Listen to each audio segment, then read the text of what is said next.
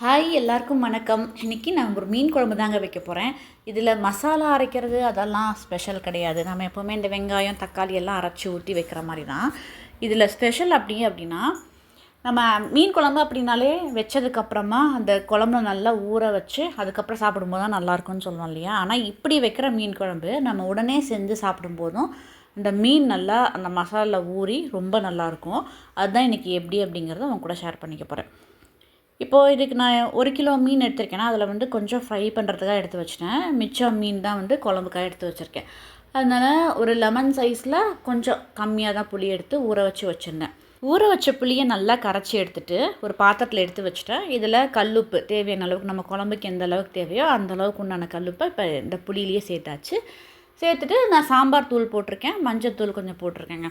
நீங்கள் சாம்பார் தூள் யூஸ் பண்ணுறதுக்கு விருப்பம் இல்லை அப்படின்னா அந்த இடத்துல குழம்பு தூள் யூஸ் பண்ணிக்கலாம். இப்போ இந்த மசாலா தண்ணியை நல்லா கரைச்சி வச்சுட்டு இதில் நம்ம கழுவி வச்சுருக்க மீன் துண்டை போட்டு ஒரு அரை மணி நேரமோ 1 மணி நேரமோ நல்லா ஊற வச்சு எடுத்துடலாம். நம்ம குழம்பு செய்கிறதுக்கு முன்னாடியே நம்ம வாங்கிட்டு வந்தோடனே சுத்தம் பண்ணி வைப்போம் பார்த்தீங்களா.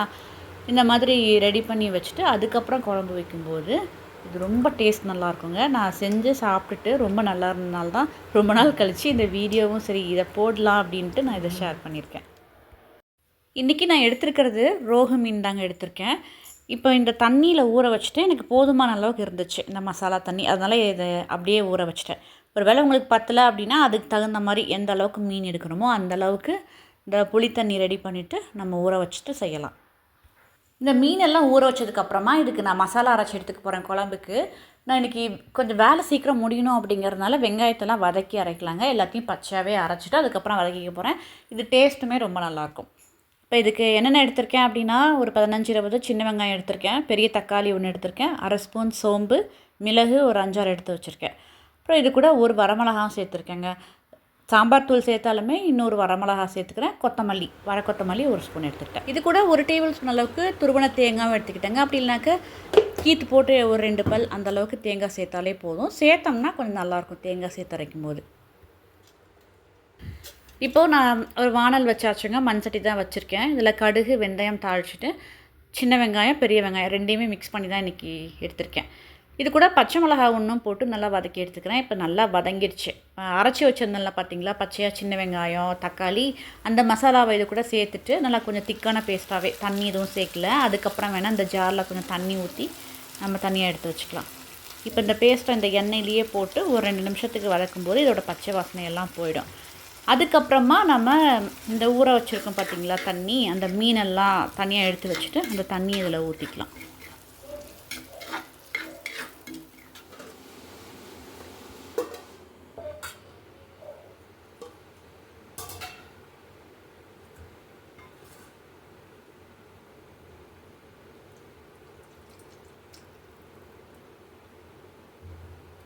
இந்த தண்ணியை வடிச்சிட்டு பார்க்கும்போதே தெரியுங்க மீனில் எந்த அளவுக்கு மசாலா ஊறி வந்திருக்குன்ட்டு நல்லாவே பிடிச்சிருக்கு.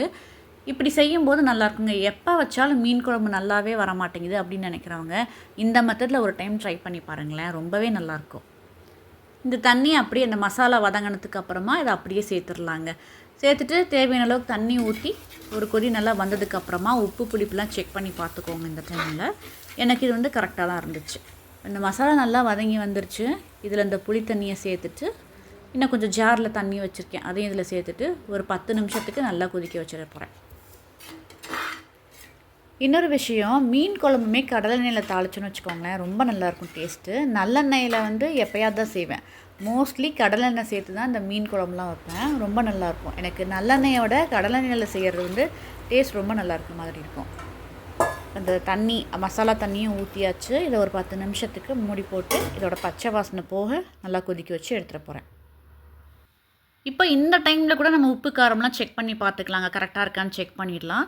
இப்போ இது பச்சை வாசனை போய் நல்லா கொதி வந்துருச்சு. இந்த டைமில் நான் மீன் துண்டுகள்லாம் இதில் சேர்த்துட்டு இன்னும் ஒரு 5 நிமிஷத்துக்கு நல்லா கொதிக்க வச்சு எடுத்துக்க போகிறேன். மீடியம் ஃப்ளேமில் தான் வச்சுக்க போகிறேன். வச்சுட்டு ஒரு 10 நிமிஷத்துக்குள்ளே, அதுக்கு மேலே வேணால் ஒரு 10 நிமிஷத்துக்குள்ளே ஒரு 5 நிமிஷம் அந்த மாதிரி கொதிக்க வச்சு எடுத்துட்டோம் அப்படின்னாக்க சுவையான மீன் குழம்பு ரெடி ஆகிடும். இந்த மாதிரி மெத்தடில் செய்கிறதுக்கு முன்னாடிலாம் குழம்பு வைக்கிறதுக்கு மீன் என்ன பண்ணிடுவேன்னா மஞ்சள் தூள் உப்பு மிளகாத்தூள் போட்டு பரட்டி வச்சுட்டு இந்த குழம்பு பச்சை வாசனை போனதுக்கப்புறமா கடைசியாக போட்டு ஒரு 5 நிமிஷம் வேக வச்சு இறக்கிடுவேங்க. இப்போ இந்த புளி தண்ணியும் சேர்த்தி ஊற வைக்கிறோம் இல்லையா, அது இப்படி செஞ்சு பழகுனதுக்கப்புறமா நம்ம உடனே மீன் குழம்பு வச்சு உடனே சாப்பிடும்போது அது நல்லா ஊறின மீன் குழம்பு மாதிரியே ரொம்ப நல்லாயிருக்கு. கண்டிப்பாக இந்த மெத்தடில் சில பேர் ட்ரை பண்ணியிருக்கீங்களா என்னன்னு தெரில. ட்ரை பண்ணியிருந்தால் எனக்கு கமெண்ட்டில் சொல்லுங்கள். செய்யாதவங்க இந்த மாதிரி ஒரு டைம் செஞ்சு பாருங்கள், ரொம்ப நல்லாயிருக்கும். இப்போ மீன் குழம்பு அடுப்பும் ஆஃப் பண்ணியாச்சு. இதை மூடி வச்சுட்டு அடுத்து நான் மசாலா பரட்டி வச்சுருக்கேன். மிச்சம் இருக்க மீனை வந்து இதெல்லாம் ரோஸ்ட் பண்ணி எடுக்கணும். இன்றைக்கி மசாலாவுமே வீட்டிலலாம் ரெடி பண்ணல. மீன் கடைகளில் கிடைக்கும் பார்த்திங்களா, அந்த மசாலா பவுடர் தான் யூஸ் பண்ணிக்கிட்டேன். அதுவுமே நல்லா இருக்குங்க. நம்ம பிராண்டடாக வாங்குகிற அந்த மசாலா பவுடர்ஸை விட இப்படி கிடைக்கிற இந்த மசாலா பவுடர்ஸ் வந்து டேஸ்ட் நல்லாயிருக்கு. ஆர்டிஃபிஷியல் கலரும் அவ்வளோவா இருக்க மாதிரிலாம் தெரில, நல்லாயிருக்கு. அதே போல் நம்ம மீன் பொரிக்கும் போது எந்த எண்ணெய் எடுத்தாலும் சரிங்க, ஆயில் எடுத்தாலும் சரி, கல்லெண்ணெய் எடுத்தாலும் சரி, நல்லெண்ணெய் எடுத்தாலும் சரி, இது கூட ஒரு ஸ்பூன் அளவுக்கு தேங்காய் எண்ணெய் கொஞ்சம் விட்டு ஃப்ரை பண்ணும்போது நல்லாயிருக்கு. ஃபுல்லாகவே தேங்காய் எண்ணெய்லாம் பொரிக்க மாட்டேன். ஒரு ஸ்பூன் அளவுக்கு மட்டும் ஃப்ளேவருக்கு தேங்காய் எண்ணெய் சேர்த்துட்டு இந்த மாதிரி ரோஸ்ட் பண்ணி எடுத்துறது. எண்ணெயோட அளவுமே பார்த்திங்கன்னா கம்மியாக தான் எடுத்திருப்பேன். ஒரு 4 டேபிள் ஸ்பூன் அளவுக்கு தான் நான் எடுத்திருப்பேன். ஏன்னா நிறையா மீன் இருக்குது அப்படின்னா எண்ணெய் நிறையா ஊற்றி பொரிச்சு எடுத்துடலாம். ஒரு வானலில் எண்ணெயை ஊற்றி பொரிச்சு எடுத்துடலாம், சீக்கிரம் வேலை முடிஞ்சிடும். இது கம்மியான அளவு மீன் பொரிக்கிறதுனால இந்த மாதிரி ஷாலோ ஃப்ரை பண்ணி தான் எடுத்துக்கிறது. ஏன்னா இப்போ அடிக்கடி நான் நான்வெஜ் செய்கிற மாதிரி இருக்கும் அப்படின்னாக்கா அந்த எண்ணெயை வேறு எதுக்காவது பிரியாணிக்கோ இல்லை குழம்புக்கோ எதுக்கோ ஒன்று யூஸ் பண்ணிக்கலாம். ஆனால் எங்கள் வீட்டில் பார்த்திங்கன்னா வெஜ்ஜு நான்வெஜ்ஜு ரெண்டுமே இருக்கிறதுனால இது அதிகமாக வெஜ்ஜு தான் இருக்கும், நான்வெஜ் வந்து கம்மி தான். ஸோ அந்த எண்ணெயெல்லாம் பார்த்திங்கன்னா அப்படியே வீணாக தான் போகும். அதனால் அளவான எண்ணெயை ஊற்றி நான் பொரித்து எடுத்துக்கிறது. தேவைப்பட்டால் இன்னும் கொஞ்சம் எண்ணெய் ஊற்றி நம்ம ஷாலோ ஃப்ரை பண்ணி எடுத்துக்கலாம். இதெல்லாம் ஃப்ரை பண்ணி முடிச்சுட்டா வேலை முடிஞ்சுதுங்க. இந்த வீடியோவில் சொன்ன மாதிரி நீங்கள் மீன் குழம்பு வைக்க போகிறீங்க, இந்த வீடியோ பார்த்ததுக்கப்புறமா மீன் குழம்பு வைக்க போகிறீங்க, நாளைக்கோ 4 நாளைக்கோ இல்லை அடுத்த வாரத்துலேயே வைக்க போகிறீங்க அப்படின்னா ஒரு டைம் இந்த மாதிரி ட்ரை பண்ணி பாருங்கள், ரொம்பவே நல்லாயிருக்கும். இப்போது வீடியோவோட எண்டுக்கு வந்தாச்சுங்க. நம்மளோட சேனல் விச்சோஸ் ஹோம் பை ரம்யா செந்தில். இந்த சேனலில் பார்த்திங்கன்னா பேக்கிங் ரிலேட்டடான வீடியோஸும் வருங்க. கப் கேக்ஸ், குக்கீஸ், ப்ரௌனிஸ் இது சம்மந்தமான வீடியோஸும் வரும். இன்ட்ரெஸ்ட் இருக்கவங்க பாருங்கள், பார்த்துட்டு எப்படி இருக்குன்னு எனக்கு நல்ல ஒரு ஃபீட்பேக் கொடுங்க. இவ்வளோ நேரம் இந்த வீடியோ பொறுமையாக பார்த்தவங்க எல்லாருக்குமே ரொம்ப நன்றிங்க.